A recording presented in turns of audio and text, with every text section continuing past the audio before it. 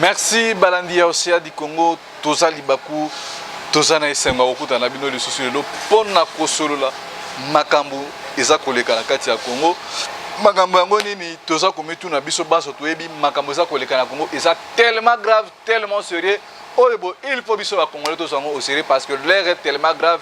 Lelo obo ndenge tozo loba awa boye. Jassama Michel le compte du premier ministre Azana Mbandaka. Déjà aux hommes na musukusuku ba leader politique ba komi ko préparer ba élection.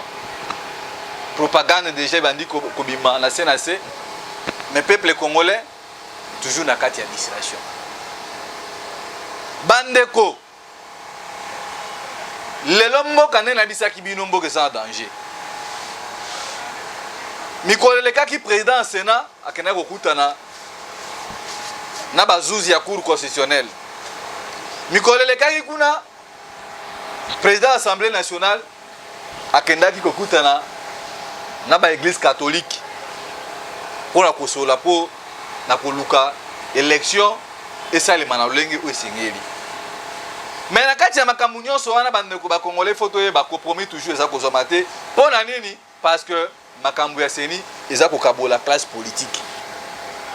Koto pe Kabila azongi simate ye na mwasi na ye bazo sala campagne na bango pona koloba ke Kabila na 2023 ou rien.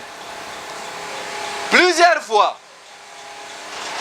Monsieur Félix Aluki kokuta na Kabila pona kosenga ye glissement Kabila lobby niet bakor auto signaki il faut élection à la respecter dans délai constitutionnel. Mais tozo metuna bato nyonso bakomi kolobela biso élection ekoso. Ba pesi ba Congolais maité. Éducation malonga te lokola leader politicien chinois wana loba biso ko lingo boma génération boma mboka bana domaine ya éducation. Ndenge lelo obwe éducation mboka biso za parte KO. Ndele lelo obwe ba ko Félix akana ko signer ba Rwandais. Ekomi ko kanga Félix na kingo. Ba ko Félix akana ko signer ba Rwandais ba Ugandais lelo obwe nyonso wana ekomi ko peser kilo na nzoto. Mais au bon na Congo vandi o komona ba désordre kolekana. Koto e bobati masona so ina basusi ya cour constitutionnelle na kwa kozonga mikolo kwa pona kopesa bino compte rendu. Au cas d'absence prolongée ya monsieur Chilombo d'office bati azoko marosime intérim. Donc le plus courageux à ko s'improviser wana azupe masolo. Au lieu pour vous dire que non tant avant qu'on diriger Mboka, il faut en mutu o mutu zo sala malamu, une tête bien faite bato batanga classe. Au lieu monsieur Félix a un souci à peuple congolais, acha ona mutu. Au lieu zo makambo basoda, acha ona mutu. Au lieu zo makambo ya ba fonctionnaire ya ba enseignant ba professeur ba étudiant, acha ona mutu. Ye wana makambo leke na mutu, azui makambo sa nini, acha na mutema. Sor nango biso tuto yebi.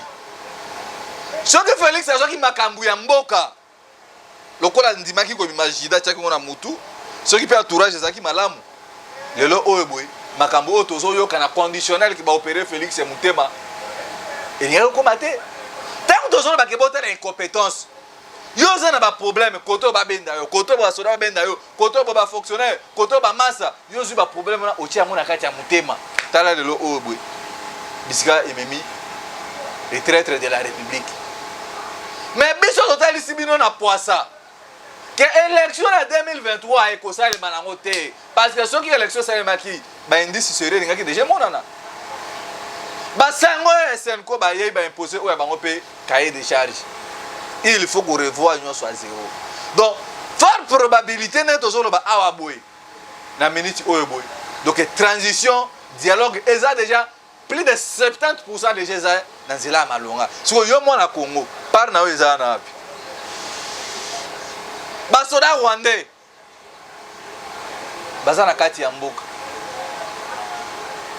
toyebi mikolo oyo bote Félix akozwa eta na mikili kuna na hôpital bisika vandi parce que to bandeko ba ko buka lokuta akeno hôpital te tout ya mokonzi ya leta nini Christophe Rigaud un journaliste français a tweeté en gros pour que non oui certes monsieur Félix a opéré pour vous dire que bino acteurs politiques congolais vous êtes des méchants bino bozo kene na bamboka wana ko se faire soigner pour na ba hernie na bino. Pour na ba problème na bino ba kyste. Mais toza un docteur sous le bengo bona na kikole. Tala limite ya batu oyo boy bazaki na vision te ni programme pour na ko faire décoller mboka na biso.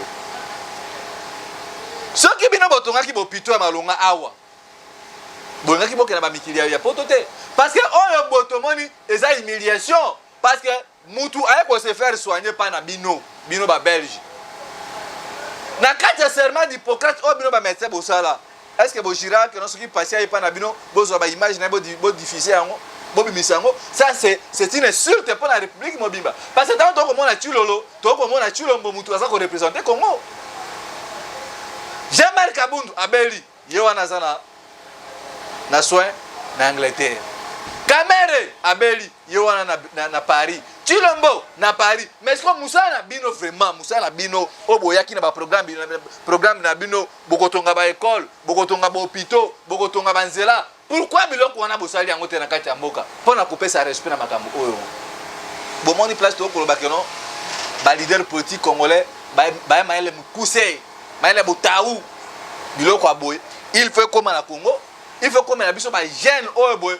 Tozolanda zela politique pour que non tout le monde a lobby changement pays na kati ya mboka na biso. C'est inacceptable. Ba lobby ka mutema ya Félix eza déjà kopola. Quand on veut qu'on la passe to ko mona kuna bande ko na biso ba combattre ba ko swana mais mboka eza danger.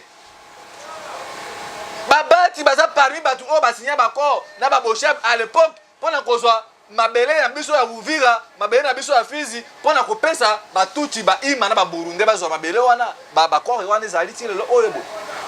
Yo siko mwana Congo, ozo mona biloko ya boy. Hôpital ya Malonga ba pesi yote. Éducation ba pesi yote. Sécurité boko mona kuna bakomi ko sa jeu de ping pong. Balongola ba soda, bazui ba soda oyebo. Donc ekomi lokole loko moko boy, yo liaki ekomi tu na ngapusana kuna, na pena sa nini, na povanda pona lia pona bikisa pe yanga libota. Mais bino bato bobundi bitumba. Ya mwana bozo mona biso ba Bruno Mimbenga ba jeune oyo boy. Toza ba leader d'opinion. Donc otali sabino, bande ko botala nzela molonga yango oyo biso to komema bino. Soki botikali bati temps, boko mona bati akoya, akunganja mana lokola président ya par intérim et ko biso ta 3 ans. 2 ans. Tant qu'on a besoin déjà de modifier caution ne basa déjà na processus wana. Yango tozo bengisa yo déjà. Ozala kobongama parce que tant que tu repères un mot d'ordre. Ozala surpris te. Paul Bakote toyoka kité. C'est le moment tozo loba awa. Parce que moni Kabila, omoni Bati, omoni Mama Olive Lembi. Bon na nyonso wana. Nana zo kosa nani et puis na zo loba nani. Bande ko ba congolais. Batu oyo bo baza ba dangereux pour na mboka na biso. Il suffit seulement biso ba jeune. To telemi, to bengani batu oyo boy, makambe ko changer puis to okena biso. Ezo sala na page ta bande komisio ba ko bengande ko Bruno. Bo sala lokola ba jeune na Mali, mais biso déjà toza ko bunda. Tozo loba abo. Ba jeune na Mali ti ba komi na étape wana, ba bandaki ngo mukolo moko te.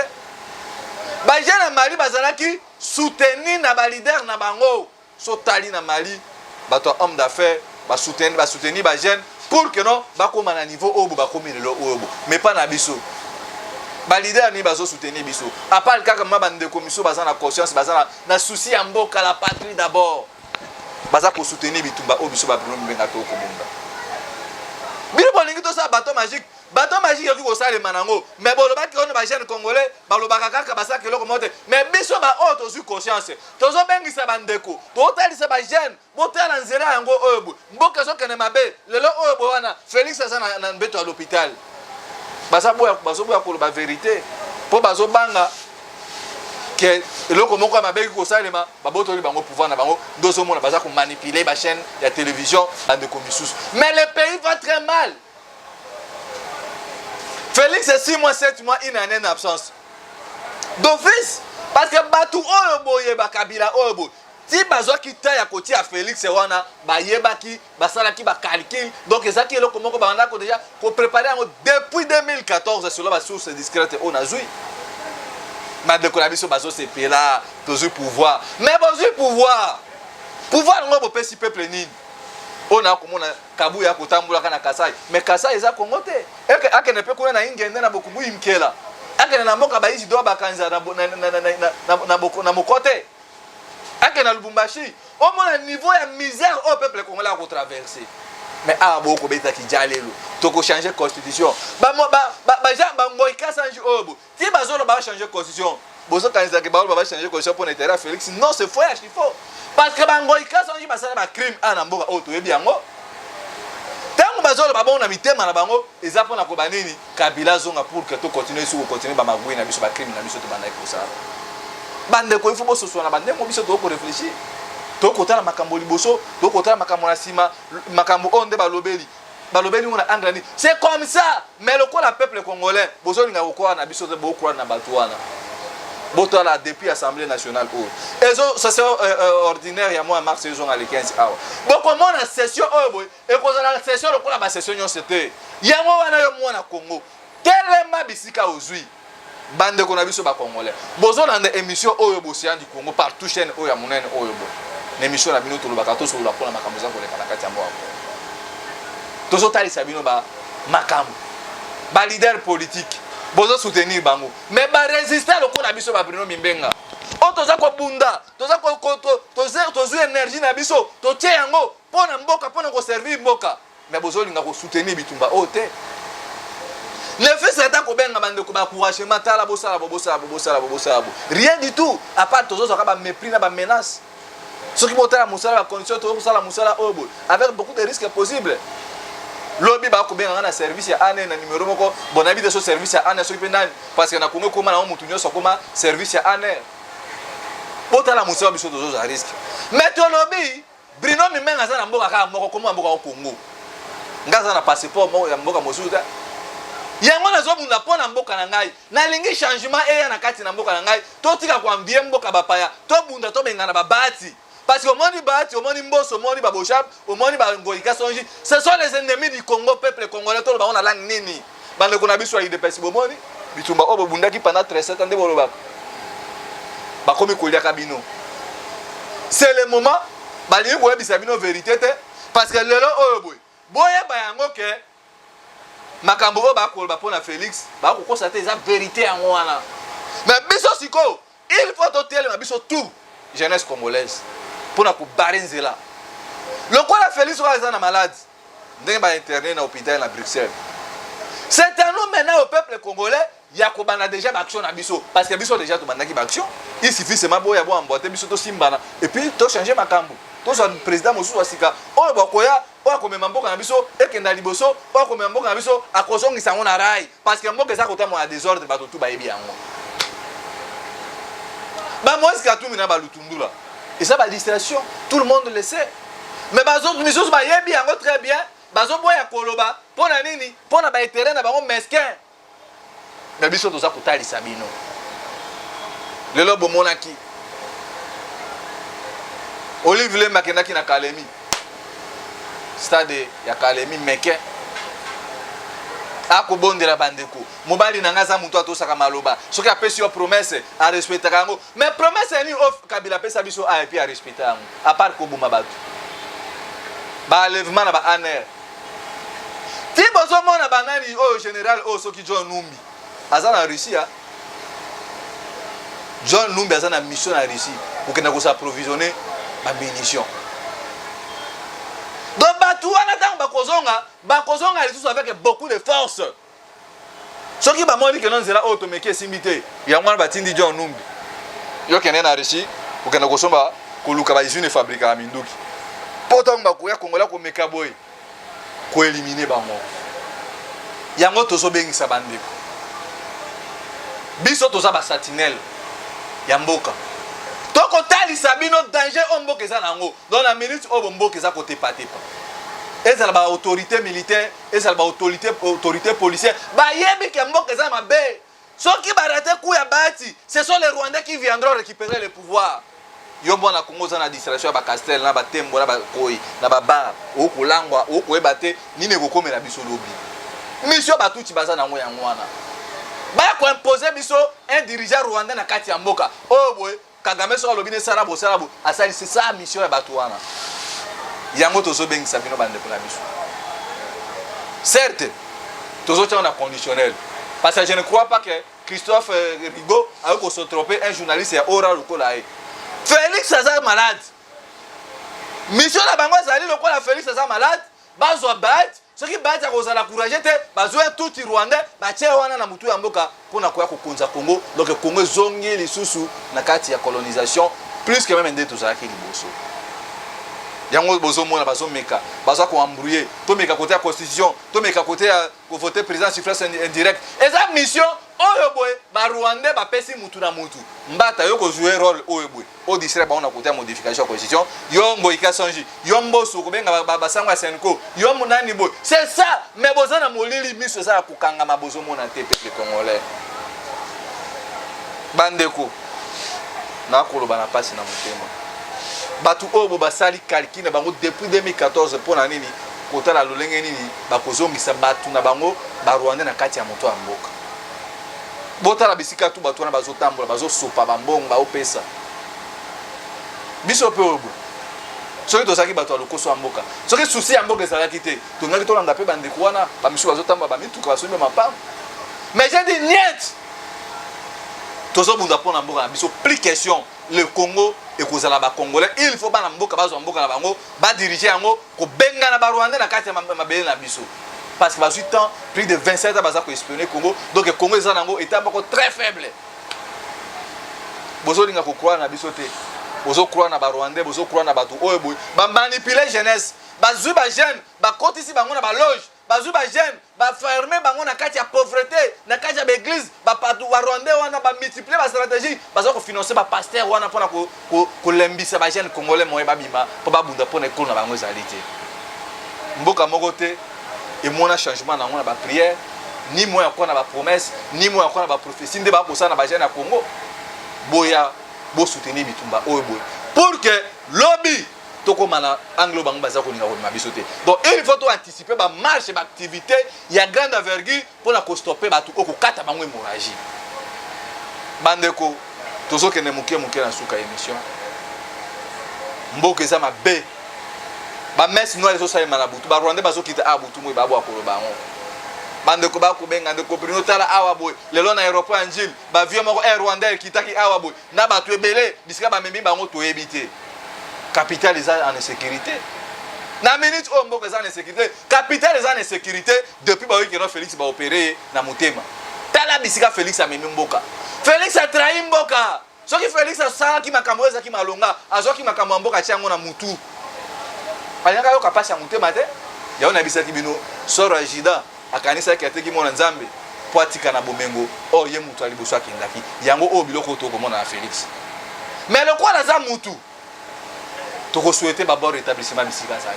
Mais yo mona Congo oye bango déjà que non tozala na vigilance tant tozo pesa mot d'ordre il faut to bima massivement mot d'ordre wana ezala accompagner vraiment avec détermination parce que to lingate que non ba pesi mot d'ordre to que ne koyemba ka kobinaka non tant to benga bino na ba manifestation ezala kapona objectif moko commun cible na biso eza to atteindre objectif na biso to boto la pouvoir na maboko ya Félix Tshilombo na ba maboko ba Rwandais pour que non ba Congolais bango moko ba to mboka na ba développer. Bino bandeko bozana besoin ko soutenir bitumba oyo. Pourquoi bozo kanga mitema? Soki totali bamboka lokola Érythrée, ba diaspora na bango, ba homme d'affaires na bango, ba to balingaka mboka parce que soki mboka stabilité zalité, ba investir pe ba ko ate ba na mboka ba kozwa misala te. Pourquoi bino na côté wana pourquoi tozo linga ko se mettre d'accord te? Ke bandeko oyo boy, idée na bango eza nini? To approcher bango, to yoka bango, souci na bango eza nini? Ni nezo zanga bango, pona ko soutenir bitumba na bango. Mais koto kuna bozo monate bino bolinga ka tout ça là bâton magique mais na yebi ke moko sia ko landa émission oyo boy oza toucher naza pasteur te mais makambo na lobby esimba motema na pona amu wa mboka mabele basaka na ngote basaka na biloko nyonso mais mabele te donc biso ndenge toza ko se sacrifier pona Congo ne fils que ko yoka nano to pesa bino to talisa bino posa na biso ezanini boyoka et puis bo soutenir bitumba oyo mais Congolais ndeko azo benga awa boye toza moya ko yamba téléphone ezalité moya biso to continuer bituma na biso tozo za quelque part bloqué. Pourquoi? Parce que bozo linga koyeba oza makanisi na biso te. Pourquoi? Parce que toza limité na ba moyens nyonso ezo permettre biso pour na ko créer ba activité ya makasi yango na bengi si yo mwana Congo numéro ezali wana na se appui na yo tozaka na mo esika na biso kese na biso tosala appui na yo ekozala le bienvenu o soutenir bitumba oyo soki kosoutenir te mais oyo kana no souci vision na biso ezali mpona mboka vision na biso ezali changement tobengana barwandais babongondais bachilombo bakendi na bakabila tant que bato wana bakozala na mboka na biso bokomona makambo ya mboka ekotambola mabonga te plus 243 81 73 11 702 wana nde okoki komela Bruno Mimbenga wana mpe okoki kotinda lisungi na yo ekozala le bienvenu po permettre biso tosunga bandeko barésistant pour que non tosala mosala oyo boye ya opération Sauvons le Congo opération zéro rwandais opération zéro baimpérialiste na kati na mboka ya biso opération Jeanne d'Arc oyo boye tobundaka bitumba na bamama osia mpona koluka bosomi toujours liberté ya mboka na biso na awa nde tosuki yo moto ozolibaku oyo boye botala bandeko tokolala nzala parce que tous les leaders politiques ya malonga te bisiko ozwi émission oyo boye o partager yango esimba mutema na yo pour que non oya to ça la force o s'associer na bitumba o biso ba Bruno Mimbenga to moi ça franc na yo moi $1 $2 $5 selon ma coquine na yo soko soutenir bitumba oyo bute yeba yango bato wana bazala ba moyen plus que biso ba ko mettre bon na bango agir et puis ba police biso ba ko dominer biso na awa nde to suki nde na message toujours koloba Diboka pilipili si la sona mokolo monte jamais au mona soso akabapesi soki nzambe alingi numéro ezali wana plus 243 81 73 11 doko kokomela biso soki nzambe alingi esprit ya bamvuluzi ya Kipanvita ya Lumumba ya Mulele ingeta